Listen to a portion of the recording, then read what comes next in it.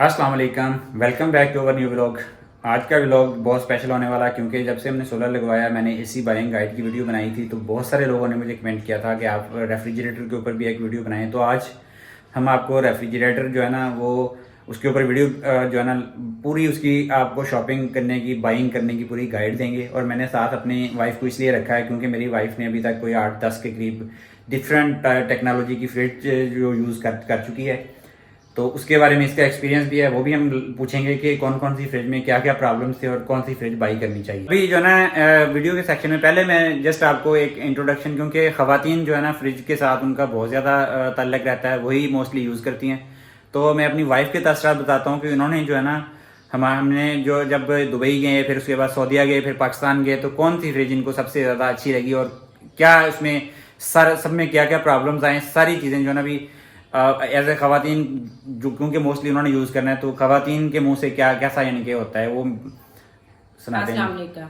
अच्छा जी, सबसे पहले जब मेरी शादी हुई है तो मैं यहाँ रही नहीं हूँ। मैं 7 के अगले महीने जो है ना हम यूएई में चले गए। अब 2 बंदे थे, मेरे जाने से पहले इन्होंने शॉपिंग की हुई थी, यानी फ्रिज मैंने इनके साथ नहीं बाय किया था, आतम ने लेके रखा हुआ था। वो 200 लीटर का, हाँ छोटा था, 200 छोटा था, 225 जिसके लीटर का। अंदर ही फ्रीजर कंपार्टमेंट होता है, यानी वो सिंगल डोर होता है और ऊपर वाला पोर्शन उसका फ्रीजर था, नीचे वाला फ्रिज था। हमारे लिए काफी था।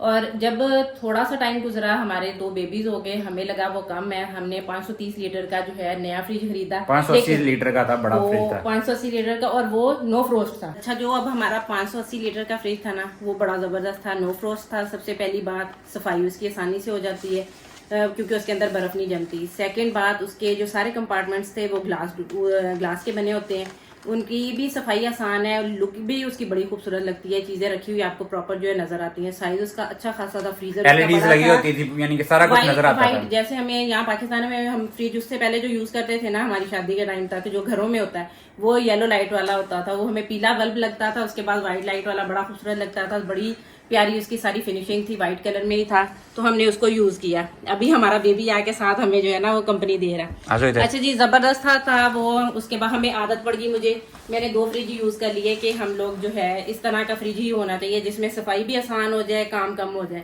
उसके बाद हम शिफ्ट हुए जब सऊदीया में, तो हमने जाके फिर वहां पे अपनी फैमिली के हिसाब से उतने ही बड़े साइज का हमने फ्रिज लिया, और वो भी हमारा इसी तरह था, नो फ्रोस्ट था, सारा कुछ उसका बेस्ट था। ना वहाँ पे लाइट जाती है, ना हमें उसकी खामियों का, खूबियों का, बल्कि हमें तो उसमें सारी जो है ना वो खूबियां नजर आई। उसके बाद हम आए पाकिस्तान जो मेरा अम्मी की तरफ से गिफ्ट होता है, जो बेटियों की शादियों पे दिया जाता है, वो मेरे पास था। जो फ्रिज, जो ये वायर रैक्स होते हैं जिनके, और जिनके अंदर जो डाउलन्स का था, डाउलन्स का 300 350 लीटर था, हाँ, इतना और छोटा जिसके अंदर जो है वो बर्फ जमती है।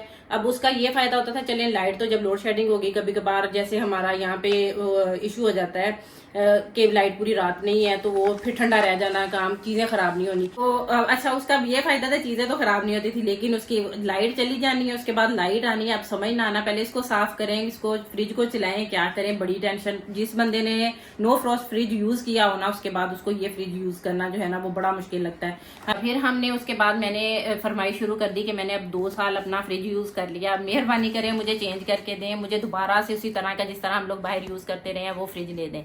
तो इस सूरत में हमने चेंज किया। अब उसको चेंज करने की बड़ी वजह ये थी कि एक तो अब हमारी फैमिली में एक और बंदे का इजाफा हो गया था, हमारा छोटा बेबी आ गया, अब हम 5 अफराद हो गए। फिर यहाँ पे हर चीज जो जिस तरह हमें बाहर मिलती थी, हर सीजन में कुछ भी हो, कहीं ना कहीं से चीज जो है वो आपको अवेलेबल होती है। आप जो लोग बाहर रहते हैं उनको आइडिया है। तो यहाँ पे सीजनल फ्रूट्स आने, सीजनल चीजें आनी, बच्चों को शौक होता था, हम एक तो उनको स्टोर करना होता था, उसके लिए हमें फ्रीजर वाली साइड भी बड़ी चाहिए थी, फ्रिज भी मुझे जो है वो उसका साइज जो है ना वो अच्छा खासा बड़ा चाहिए था। उसके लिए हमने अच्छी खासी रिसर्च की, सोचा, हमने कहा कि हमने यहाँ पे ये स्पेशल अपने घर के लिए चीज लेनी है, तो इस अच्छी खासी सोच विचार करके हम लेंगे। तो फिर उसको हमने जो खरीदा वो आपके साथ शेयर करेंगे, आपको दिखाएंगे भी उसके क्या हमें फायदे लगे, क्या नुकसान है, वो भी सारे आपके साथ शेयर करते हैं। अब तक की जो मैंने अभी घरेलू खवातीन से पूछा है कि यानी कि किस टाइप का उनको फ्रिज पसंद है, कैसा होता है, वो थोड़ी सी और भी फर्दर डिस्कशन होगी। लेकिन मैं आपको सिलेक्शन जो है ना इसकी जाने से पहले फर्स्ट चीज़ जो है ना, सबसे बेस्ट चीज़ जो है ना, कि आपने इसमें सबसे बेहतर चीज़ आपने जो चीज़ा चीज़ें मैं पॉइंट बता देता हूँ, आपने जो चीज़ चेक करनी है फ्रिज लेने से पहले, सबसे पहले तो आपने जो है ना अपनी घर की कैपेसिटी के हिसाब से देखना है कि आपके कितने बंदे हैं। जाहिर सी बात है, जो फैमिली जिसके 4-5 या 5 से ऊपर जिसके फैमिली के मेंबर्स हैं ना, उनके लिए तो बड़ा फ्रिज ही मैं रिकमेंड करूंगा कि 400 लीटर से ऊपर ही, 400 यानी कि 500 प्लस लीटर्स या उससे भी ज़्यादा अगर उनको बहुत ज़्यादा हमारी तरह अगर बहुत ज़्यादा वो स्टोरेज वगैरह करते हैं जो ऑफ सीजन चीज़ों की, तो वो उनको बड़ा चाहिए। ठीक है, वो आपने सेलेक्ट करना है कि आपकी 2 लोगों की फैमिली है, 3 लोगों की फैमिली है, 4 लोगों की फैमिली है, या 5 लोग 5 पीपल प्लस फैमिली है। तो उसके हिसाब से आप कैपेसिटी उसकी जो है ना आपने उसके हिसाब से सिलेक्ट करनी है। क्योंकि कुछ लोगों का ये ख्याल है कि 2 लोग रहते हैं, हम बड़ी फ्रिज ले लेंगे, वो खाली पड़ी रहेगी, उसकी बिजली कंजप्शन भी ज़्यादा आती है। आपको ये एक बात बता दूं कि जो खाली फ्रिज होती है ना, जिसमें आपने बहुत सारी चीज़ें खाली करके फ्रिज रखी हुई, 2 गोले बर्फ रखे हुए और कुछ थोड़ी बड़ी 2-3 शापर रखे हुए हैं, उसकी कंजप्शन ज़्यादा होती है। और अगर आपकी फ्रिज जो है ना वो जितनी उसकी कैपेसिटी है वहाँ उतनी तक, यानी कि जो उसकी डेजिग्नेटेड कैपेसिटी है उससे थोड़ी सी 20% लेस आपने 20% आपने स्पेसिंग रखनी है, बाकी 80% आपकी फ्रिज फुल है, तो उसकी एनर्जी कंजप्शन जो है ना उसी हिसाब से कम हो जाती है। उसकी रीज़न ये है कि आपकी जो मैक्सिमम चीज़ें हैं ना वो कूल हो जाती हैं, और आपकी जो स्पेस है ना उसमें हीट ट्रांसफर रेट जो है ना वो थोड़ा सा, यानी कि बहुत ज़्यादा हीट ट्रांसफर नहीं उसको चाहिए होती, वो एक मिनिमम हीट ट्रांसफर के ऊपर भी काम चल जाता है। तो जो है ना फ्रिज लेने के लिए जब जाना है तो आपने पॉइंट सोचना है कि आपने फ्रिज को जहाँ पे रखना है ना वहाँ पे इनफ स्पेस हो उसकी सर्कुलेशन के लिए। क्योंकि यहाँ पे मैं आपको एक अपना पर्सनल एक्सपीरियंस बताता हूँ कि हमने यूएई में एक फ्रिज लिया था, बिल्कुल न्यू था, हमें आइडिया नहीं था, हमने एक ऐसी जगह पे रखा उसको कि उसकी 2 साइडें जो है ना ब्लॉक हो गई थी, उसकी दीवार के साथ लगा के हमने रख दिया। हमने कहा यहाँ पे कौन सा मसला होना है, लेकिन यूएई में 50 डिग्री प्लस होता है टेम्परेचर, गर्मियों में जाता है। और हम छुट्टियाँ आए पाकिस्तान में, फ्रिज चलता छोड़ के आए थे, हम पाकिस्तान आए, वापस गए तो हमारे फ्रिज का कंप्रेसर जल चुका था। तो जब हमने कंपनी को कांटेक्ट किया, खैर वहाँ पे सर्विसेज बहुत अच्छी हैं, उन्होंने हमें उसी साइज़ का एक नया फ्रिज ला के जो है ना रिप्लेस करके दे दिया। लेकिन उन्होंने मेरे साथ गाइड किया कि आप जब भी आपने फ्रिज रखना है ना तो वेंटिलेशन वाली जगह पे रखना जहाँ पे हवा की क्रॉसिंग हो, और दीवारों के साथ कम से कम 9 इंच का स्पेस आपने छोड़ना है, यानी कि 7 से 9 इंच जो है ना आपने जगह छोड़नी है दीवार के साथ। फिर आपने उसकी सब साइडों पर जो है ना जगह होनी चाहिए।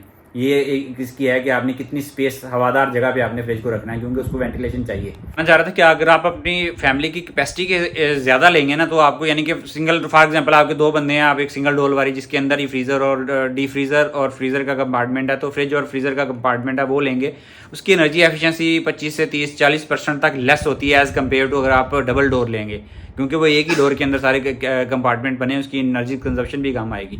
अब इसके बाद नेक्स्ट स्टेप आता है कि आपने कौन सी टेक्नोलॉजी लेनी है। उस स्टेप पे, यानी कि वो ऐसे ही है आजकल एनर्जी, आपको पता है कि बिजली कितनी महंगी हो चुकी है।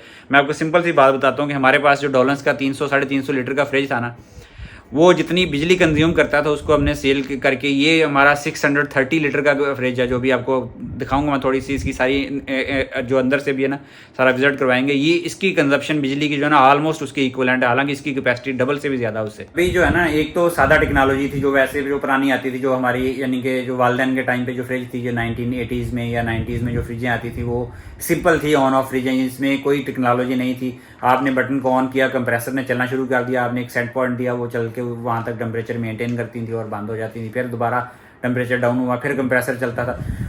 आजकल जो है इस वक्त लेटेस्ट टेक्नोलॉजी में आपके डीसी इन्वर्टर्स आ गए, डीसी इन्वर्टर फ्रिजें आ गई हैं। उसके अंदर भी जो हमने ली है अभी लेटेस्ट, ये 5 DC है।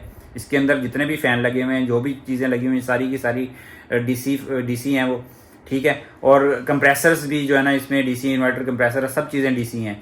जो पुरानी फ्रिजें थी ना, यानी कि ऑन ऑफ वाली, उसमें इलेक्ट्रिसिटी कंजप्शन, मैंने आपको जैसे बताया कि हमारी जो डॉलर्स की 300 लीटर वाली फ्रिज थी, उसकी ऑलमोस्ट कंजप्शन जो है ना ये 600-650 लीटर वाली फ्रिज के ऑलमोस्ट बराबर थी, बल्कि ज़्यादा थी। और उसके साथ एक सतम ज़रीफ़ी ये थी कि जो उसके ऊपर जो स्टेबलाइज़र हमें रखना पड़ता था ना, वो स्टेबलाइज़र पाकिस्तान में बहुत अच्छी क्वालिटी के आते नहीं हैं, और जो क्वालिटी जो स्टेबलाइज़र आते हैं वो इलेक्ट्रिसिटी वेस्टेज बहुत ज़्यादा करते हैं, क्योंकि वो देसी बने होते हैं, और उसमें जो है ना जो वायर्स होती हैं वो प्रॉपरली काउंट करके, या उनका गेज प्रॉपर सेट नहीं होता, जिसकी वजह से जो इलेक्ट्रिसिटी लॉसेस बहुत ज़्यादा उसके अंदर होते हैं। फॉर एग्जांपल अगर आपकी फ्रिज ने 2 यूनिट ले रही है तो 1 यूनिट जो है ना आपका वो वेस्ट कर रहा होता था, वो जो आपका स्टेबलाइजर लगा हुआ था वो, और इतने इनएफिशिएंट स्टेबलाइजर थे, हल्की सी बात पे वो कभी ऊपर चले गए, कभी फ्रिज बंद कर दी, कुछ ना कुछ प्रॉब्लम आया रहता था। जो आजकल लेटेस्ट टेक्नोलॉजी की फ्रिजेस आ रही है ना, उसमें लो वोल्टेज फ्रिज होगी या जितनी भी आ रही है, इसमें ऑलरेडी सारा कुछ इसके अंदर बिल्टन होता है, तो इस पर आप बिल्कुल भी कभी भी स्टेबलाइजर ना लगाएं, इसके अंदर सारा कुछ बिल्टन होता है। ये होती थी उसके अंदर, जैसे मैंने बताया कि वो जो है ना टेम्परेचर मेंटेन हो गया तो बंद होगी, वरना फिर जो है ना वो स्टार्ट हो जाती है। लेकिन अभी जो लेटेस्ट है वो डीसी इन्वर्टर्स, आपको पता है जैसे डीसी इन्वर्टर एसी काम करते हैं, सेम तरीके से आपकी जो डीसी इन्वर्टर फ्रिज हैं वो भी काम करती हैं। इनके अंदर जो है ना वेरिएबल जो स्पीड ड्राइव लगी होती है, वेरिएबल फ्रीक्वेंसी ड्राइव, आपका कंप्रेसर जो है एक टेम्परेचर मेंटेन करने के बाद उसको आहिस्ता आहिस्ता जो है ना उसकी स्पीड कम हो जाती है कंप्रेसर की, ठीक है, वो उसी हिसाब से चलता रहता है, वो बंद नहीं होता, लेकिन उसकी जो एम्पेयर्स हैं वो कम होते जाते हैं और वो बिल्कुल बंद नहीं होता। जो ही थोड़ा सा टेम्परेचर अप होता है फिर दोबारा उसकी स्पीड अप कर लेता है और रात में मैक्सिमम जो है ना वो तकरीबन स्टेबल ही रहता है। और दूसरा ये फ़ायदा है कि जो पुरानी टाइप की टेक्नोलॉजी की फ्रिजें थी ना उनका कंप्रेसर चलता था तो पता चलता था आपको कि जैसे कोई चीज़, कोई मोटर चल पड़ी अंदर से। और ये जो नई टेक्नोलॉजी वाली फ्रिज है ना, इवन मैं आपको जाके दिखाता भी हूँ अभी हमारी फ्रिज की, उसकी हमें सर्दियों में गर्मियों में कभी आवाज़ भी नहीं आई कि वो चल रही है कि बंद है। और भी एक बड़ी कॉमन है कि आज से जो 20, 25, 30 साल पहले टेक्नोलॉजी थी ना उसमें जो रेफ्रिजरेंट कूलिंग गैस जो यूज़ होती थी ना, एक तो वो एटमॉस्फेयर फ्रेंडली नहीं थी, यानी कि वो जो उसमें क्लोरोफ्लोरोकार्बन्स होते थे, CFC गैसेस आती थी जो कि ओजोन की लेयर को डैमेज करती थी, जिसका बाद में उनको पता चला, पूरी दुनिया ने मिलके जो है ना फिर फाइट की कुछ टाइम, यानी कि उसके ऊपर जो है ना स्ट्रगल की दुनिया ने, पूरी दुनिया के, यानी कि ये वाहद मैंने देखा है कि अपनी लाइफ में जिसमें CFC इसको बहुत जल्दी उन्होंने रिप्लेस कर दिया जब उनको पता चला कि जो है ना ओजोन के अंदर होल हो चुका है। तो ये CFCs को लेटेस्ट जो रेफ्रिजरेंट के साथ जो है ना वो रिप्लेस किया गया, जिसकी वजह से हमारी एटमॉस्फेयर जो है ना वो भी सेफ़ हो रही है और वो ओजोन की लेयर जो है ना वो भी अभी रिकवर होना शुरू हो चुकी है। तो उसकी वजह से जो है ना पुराने रेफ्रिजरेंट थे उससे वो 30 to 40% लेस एफिशिएंट थे, यानी कि उनकी जो एफिशिएंसी थी ना वो बहुत कम थी, इलेक्ट्रिसिटी कंजप्शन ज़्यादा थी एज़ कम्पेयर टू जो भी लेटेस्ट रेफ्रिजरेंट यूज़ हो रहे हैं ना, उनकी इलेक्ट्रिसिटी कंजप्शन उनसे 30-40% लेस है। हमने ये साइड बाय साइड जो रेफ्रिजरेटर लिया ना, इसका मेन मकसद ये था अपनी हाइट के हिसाब से कि हमें जो चीज़ है ना हर शेल्फ पे नजर आए। जब हम बड़े इस तरह वो लेते हैं ना कि टॉप पे जो आपका फ्रीजर होता है उसका साइज बड़ा हो, तो आपको औरतों को ना एड़ियां उठा उठा के चीजें देखनी पड़ती हैं, तो वो चीजें मुझे समझ नहीं आती थी, तो इसलिए हमने ये साइड बाय साइड। और इसमें जो है ना एक चीज मैं बता दूं कि इसमें हमने कुछ भी नीचे नहीं रखा हुआ है। वो नीचे पुराने दौर में फ्रिजें होती थी उसमें ना लोग वो स्टैंड और लकड़ी की फटियां बना के रख देते, कुछ नहीं रखा, ये डायरेक्ट हमने उसके ऊपर रखी हुई है, कोई जरूरत नहीं है इसको। अच्छा, इसकी स्पेस दिखाएं, हमने इसको लाउंज में रखा है यहाँ पे क्योंकि हमारा फैन वगैरह भी चलता है, डायरेक्ट हीट भी नहीं आती। और ये देखें पीछे से भी हमने इतनी स्पेस इसकी बैक साइड से छोड़ी है 1 फुट की ऑलमोस्ट, और प्रॉपर वेंटिलेशन, क्योंकि पहला फ्रिज हमारा किचन के अंदर था और बिल्कुल न्यू फ्रिज था, वो वारंटी में था, तो इस वजह से हमारा रिप्लेस हो गया, वरना हमें बड़ा लॉस होना था। उसकी वजह से हमने दोबारा इस तरह की जो कोई मिस्टेक नहीं की, हमने किचन में इसको नहीं रखा। ठीक है, अभी मैं इसकी साइड्स आपको चेक कराती हूँ इसका। ये देखें, ये इसकी फ्रिज वाली साइड है। अब आपको सामान मेरा जिस तरह एडजस्ट है इसकी टेंशन नहीं लीजिएगा। इसके जो मेन कंपार्टमेंट्स होते हैं ना जिनमें आपने फ्रूट्स वगैरह रखने होते हैं क्रिस्पर रखने के लिए उसको, तो वो वहाँ पे मैंने आजकल चूंकि गर्मी बहुत ज्यादा, दालें और मैदा, बेसन, हर चीज जो है वो इधर रखी हुई है और वो ऊपर गिरने के चांसेस कम हो जाते हैं। बाकी आप फ्रूट्स कोई भी चीज जहां पर भी रखे कोई इशू नहीं है। साइड्स पे ये इस तरह जो भी आपको अंदाजा हो रहा होगा, इसकी इतनी स्पेस है। बाद लोग कहते हैं कि शायद ये इनकी स्पेस कम है, आप इनके ये जो साइज है ना इनको देखें, आप बहुत बड़ा साइज है, ये देखें आप कितना कुछ जो है ना एडजस्ट भी कर सकते हैं। इनकी शेल्फ उठा के ऊपर नीचे कर दें तो आप इसका जिस रैक को आप जितना मर्जी बड़ा करना चाहें वो उतना कर सकते हैं। इधर से भी देखें। अच्छा जी, अब ये है फ्रीजर। अब ये देखें फ्रीज करने के लिए इसलिए कि जिस तरह बच्चों ने अब कबाब मांगे, कोई चीज उन्होंने कही है, कोई केचप, पिज्जा सॉस, किसी किस्म के आइटम्स हमने बनाने हैं। अभी ये गोश्त हो गया, लहसुन छीला हुआ और आइसक्रीम होगी, ये सारे जो भी चीज़ है ना ये सारी आपको नज़र आ रही होगी। ये सारा कुछ इसी के साथ जो है ना हमने इसको फिल करके रखा हुआ है। अच्छा जी, अब इसका जो दूसरा मुझे लगता है औरतों के लिहाज से इसकी क्लीनिंग बहुत आसान है। आपने जस्ट सिंपल कपड़ा कोई सा भी लिया, इसको वाइप ऑफ किया, उसको गीला करके, कोई टेंशन नहीं है। आपने इसको कोई अलहदा से काम करना है, इस तरह जैसे आपने कोई शेल्फ साफ कर ली है उसी तरीके से एक रैक पे अगर आपसे कोई चीज गिर भी गई है ना दूसरी साइड पे नहीं जाती, खराब नहीं होती, कूलिंग का भी मसला नहीं होता, चीजें ऊपर नीचे रखने के साथ स्टोर भी बड़ी अच्छी हो जाती हैं। बाज लोगों को टेंशन होती है ग्लास शेल्फ है शायद ये टूट जाती है, कुछ भी हो जाता है। हम इसमें दूध लोड देखिए आप, हमने क्या क्या कुछ ये पूरी पेटी जो है ना आज सुबह हम लोग हमने एक रैक के अंदर रखी हुई है। अभी तो आज फिर भी ये कुछ ब्रेक है, मैंने आज लंच की ब्रेक ली है तो इस वजह से अभी कुछ भी नहीं रखा हुआ। अभी आधी चीजें हमारी बाहर भी पड़ी हैं, तो ये केचप वगैरह बना के रखी है, सारा कुछ है। इसका बहुत आसानी है, क्लीनिंग इसकी बहुत आसान है, सारा कुछ है। लाइट्स इसकी आप चेक करें, सर्कुलेशन इसकी फैन के साथ होती है, तो ये बिल्कुल जो नजर नहीं आ रहा, फ्रेश डियो फ्रेश। ये इसके अंदर बहुत सारी हमने चीजें जो है ना वो मैंने रखी हुई है, तो इस वजह से आपको नजर नहीं आ रहा। तो ये देख लें, ये पूरे इसके ये बड़ी बॉटल्स आप इसमें सीधी खड़ी कर सकते हैं। क्योंकि हमारी फैमिली में मेरे 3 अदद बच्चे हैं और बच्चे खेलते भी, हम इनको किचन में, मैं उसको घुसा के चूल्हे के पास नहीं रख सकती, किचन मेरा इतना ज्यादा स्पेशियस नहीं है, तो हमने इसका जो है ना ग्लास डोर नहीं लिया था। बच्चों से कोई सी भी चीज जरा सी भी इधर से आते जाते लग गई, खेलते हुए धक्का लगाते हुए, तो बहुत बड़ा नुकसान हो जाता है, क्योंकि ये बहुत एक्सपेंसिव चीज है। तो इस वजह से हमने इसको मेटेलिक फिनिश में हमने लिया, ये आपके सामने बड़ा जबरदस्त है। इसके अलावा ग्लास डोर में मेरी अम्मी की तरफ है, जो कि आजकल डीसी इन्वर्टर फ्रिज चल रहे हैं बड़े जबरदस्त से, उनकी भी बल्कि आपके साथ हम जो है ना वो क्लिप शेयर करेंगे, डीप फ्रीजर की और जो आजकल के लेटेस्ट जो हैं वो दोनों चीजें उन्होंने बाई की हुई हैं।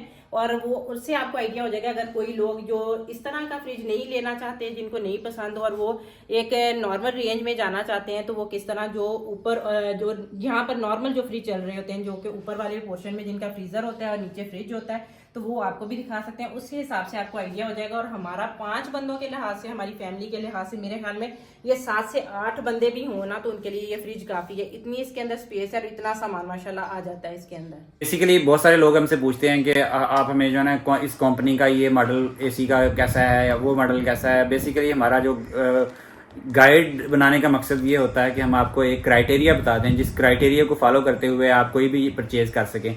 तो हम बजाय इसके कि आपको एक मॉडल बताएं, आप खुद इस क्राइटेरिया की बेस पे ना अपने घर पे नज़र डालें कि आपके कितने बंदे हैं, आपकी एनर्जी कंजप्शन कैसी है, आप किस लेवल की फ्रिज लेना चाहते हैं, आपके घर में स्पेस कितनी है। उस हिसाब से आप जो हम क्राइटेरिया आपको बताते हैं, उसी क्राइटेरिया के हिसाब से जाके आप फ्रिज खरीदें, बजाय इसके कि आप जो है ना हमसे पूछें कि कौन सा मॉडल दें।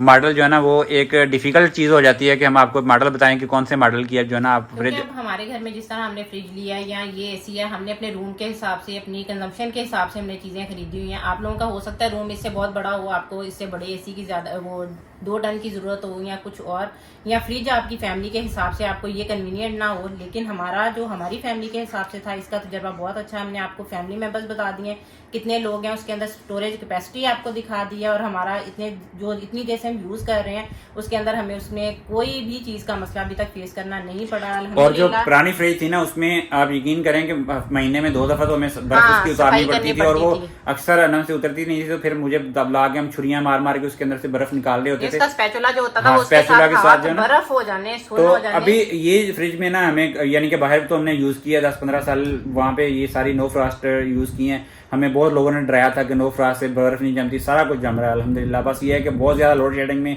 लॉन्ग बैकअप नहीं देती, यानी कि अगर आपकी 10 घंटे लाइट गई है तो पिघल जाती हैं चीज़ें, ये बात श्योर है। ये इसका नेगेटिव पॉइंट है। वो बर्फ़ वाली फ्रिज है जो ना 2-2 दिन उनकी बर्फ़ ही नहीं उतरती, लेकिन वो चीज़ एक है। बाकी जिस क्राइटेरिया के साथ हम आपको बोलते हैं आप उसी से लें इंशाल्लाह। उम्मीद है कि आप अपनी फैमिली को देख के, अपने बजट को देख के, अपनी स्पेस को देख के अगर चीज़ों को परचेज करेंगे तो आपको प्रॉब्लम नहीं होने वाली, बजाय इसके कि मैं आपको एक स्पेसिफिक मॉडल बताऊं किसी कंपनी का और आप जाके फिजिकली देख के चीज़ें लें। क्योंकि हमने बहुत सारी जो है ना गलतियां की हैं, अपनी सीखा है अपनी लाइफ में कि किस तरीके से क्या क्या चीज़ें सीखनी है, उसी हिसाब से हम लोग आपको गाइड करते हैं। तो आप भी बजाय इसके कि किसी एक बंदे की बात पे आप खुद जाके थोड़ा सा सर्च करें, थोड़ा देखें चीज़ों को फिजिकली। क्योंकि मैंने देखा है एक ही कैपेसिटी की 3 कंपनी की जो फ्रिजें हैं ना, तीनों की कैपेसिटी सेम है, लेकिन अंदर से स्पेस वाइज आपको कम मिलेगी, किसी में कम होगी, किसी में थोड़ी ज़्यादा होगी। और क्वालिटी जो है ना मटेरियल की, प्लास्टिक की क्वालिटी, जो इसका स्टील लगा हुआ उसकी क्वालिटी, रबर्स की क्वालिटी, ये आप खुद चेक करके देखें, आपको खुद अंदाजा हो जाएगा। 2-3 एक और बात, यहाँ पर लोग जो है ना मोस्टली उनको बेचते हैं जब, तो वो यही कहते हैं ये स्मॉल है, ये मीडियम साइज है, ये लार्ज साइज है, उनको कैपेसिटी भी एक्चुअली नहीं बताते हैं कि ये कितने। हालांकि एक्चुअल जो है ना पूरी दुनिया में ऐसा होता है कि आपको उसके ऊपर लीटर्स लिखे होते हैं कि इसकी, यानी कि क्यूबिक मीटर में या लीटर्स के अंदर वॉल्यूम कितना है, इसका वॉल्यूम कितना, वॉल्यूम के हिसाब से बेचते हैं। लेकिन पाकिस्तान में हमने जितनी भी जब छोटे होते थे, ये वालदा ने फ्रिज वगैरह लिए हैं, तो वो ऐसे ही जाते, वो कहते हैं ये मीडियम है, ये स्मॉल है, ये लार्ज है। हालांकि ऐसा कोई सीन नहीं है पाकिस्तान में भी थोड़ी थोड़ी लोगों को सेंस आनी शुरू हुई है कि लीटर्स में लोग जाके चेक करते हैं, वरना वो बताते नहीं थे कि ये कौन सी है। वो यानी कि देखना उसने कि किसी गाँव से आया तो उसको कहना भाई आपके वोल्टेज कम होते होंगे, LVS मॉडल दे, इसको टिका दो। कोई दूसरा बंदा उठ के आ गया, उसने कहा हाँ जी आपकी ये होगी तो ये मीडियम ले लो आप। तो आप अपनी कैपेसिटी के हिसाब से चीज़ें जो है ना परचेज करें, घूम फिर के 2-3 दुकानें देख के, और कैपेसिटी को, अपनी बजट को, अपनी स्पेस को, अपनी घर की सिचुएशन को मद्देनजर रख के परचेज करें। इंशाल्लाह आई होप कि आप जो है ना अच्छी चीज़ बाई करके आएंगे। से कुछ नहीं होता, जो यहाँ पे टेंशन थी कि ये बाहर चलती हैं, पाकिस्तान में कामयाब। हमने जब लिया ना तो हमारे सारे रिलेटिव्स ने कहा कि ये तो पाकिस्तान में कामयाबी नहीं है, नो फ्रॉस्ट तो चलती नहीं है। तो हमने जब चला के दिखाई, अभी अल्हम्दुलिल्लाह इस फ्रिज को हमें लिए हुए जो है ना अगस्त में 2 साल हो जाने, ये अगस्त आ रहा है, अगस्त के अंदर 2 साल हो जाने, और हमें आज तक अल्हम्दुलिल्लाह कोई प्रॉब्लम नहीं आया। और हमने ली भी ये ऑनलाइन परचेज थी, हमारी सबसे बड़ी ऑनलाइन परचेज थी उस वक्त की, कि हमने ये ऑनलाइन दराज से परचेज की थी हायर के आउटलेट से, क्योंकि यहाँ लोकली अवेलेबल नहीं थी। और तो यानी कि वो कह रहे थे 2-3 हफ्ते में आएगी थी, और दराज वालों ने हमें ला के हमारे घर के अंदर रखी थी ये फ्रिज उस वक्त। अच्छा, एक चीज़ की इसके साथ एहतियात है, वो लाजम है। वो क्या है कि आपने ये नहीं करना है कि जिस तरह अगर आपकी फैमिली में बच्चे सारा दिन उनको आदत है ना कि आपने फ्रिज खोलना है, बंद करना है, बंद करना है, खोलना है, ये काम करना है, तो फिर आपके लिए ये फ्रिज नहीं है। ये थोड़ी सी उस लिहाज से जो सेंसिटिव है, आपको इसका थोड़ा ध्यान रखना पड़ता है, क्योंकि इसके अंदर कोई चीज़ बर्फ वगैरह जमी तो है नहीं। ज़्यादा सी बात है, इसका जो फैन चलता है वो इसको हवा जो देता है ना ठंडी, उसकी वजह से चीज़ें ठंडी होती हैं। अब आपका पंखा चल रहा है, आप मुसलसल फ्रिज खोल रहे हैं, बंद कर रहे हैं बार बार, एक तो इसकी जो रबड़ होती है साइड्स पे वो भी ख़राब होती है, दूसरी बात ये कि इसकी फिर कूलिंग पे असर पड़ता है। अगर आप इसको थोड़ा सा एहतियात से यूज़ करें कि आपने जितने पैसे लगाए हैं इसको थोड़ा सा आपने लॉन्ग टर्म लेके चलना है, तो फिर ये आपके लिए बेस्ट है। और ये थी आज की हमारी जो है रेफ्रिजरेटर या फ्रिज बाइंग गाइड। जो लोग नए हैं हमारे चैनल पे, उनसे रिक्वेस्ट है कि हमारे चैनल को लाइक, शेयर और सब्सक्राइब कर दें। आपसे मिलेंगे इंशाल्लाह कल नई वीडियो में। हमें इजाज़त दें, दुआओं में याद रखिएगा। अल्लाह हाफिज़। अल्लाह हाफिज। अल्लाह हाफिज़।